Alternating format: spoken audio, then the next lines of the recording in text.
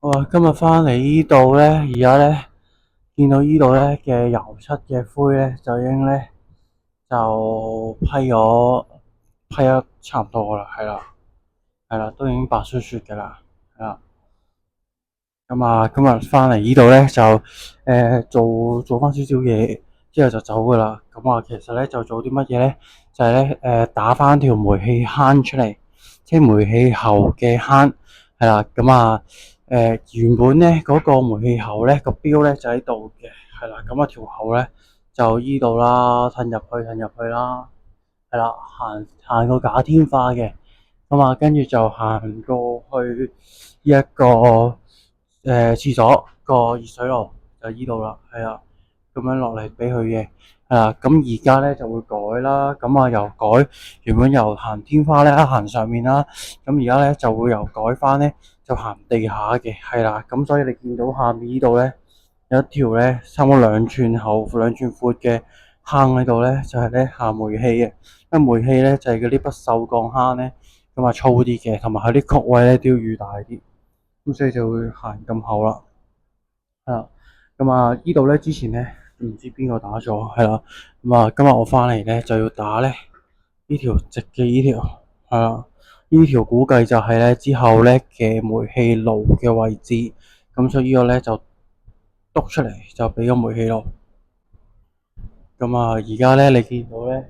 就有啲咧紅色嘅筆畫咗喺度啦，咁啊其實呢個咧就未直嘅。咁我嗰陣咧就攞把平水尺咧度一度，度直佢咧就開始攞把磨機架一界咧先打嘅，係啦，就唔淨咁打，係啦，攞磨機架完跟住再打，咁啊會直啲咯。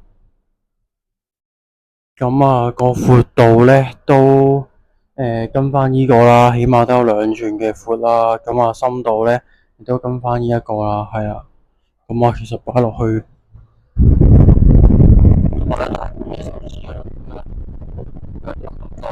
2個手指節噶啦，係啦，咁樣，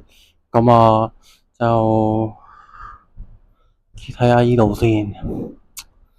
依度應該都有足夠位打嘅，因為依度有機會咧就打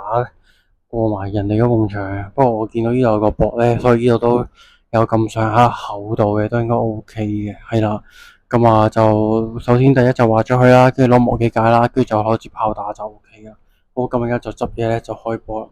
好啦，今日咧就依度搞掂啦，係啦，咁啊條坑咧就打咗啦，係啦，咁入邊咧有少少鋼筋咧，咁就唔斬佢啦，咁就屈翻佢入去少少，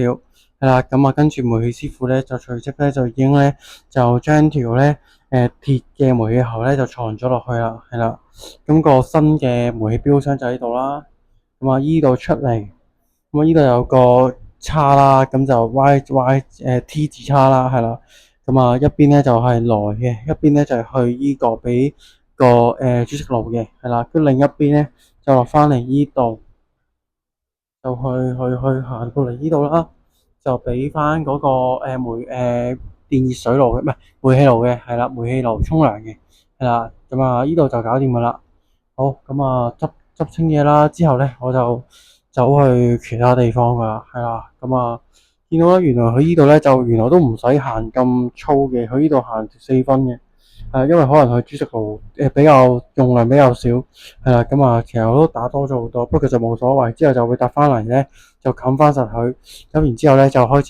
批檔支下仔噶啦，係啦。好，咁啊依度就係咁多啦，拜拜。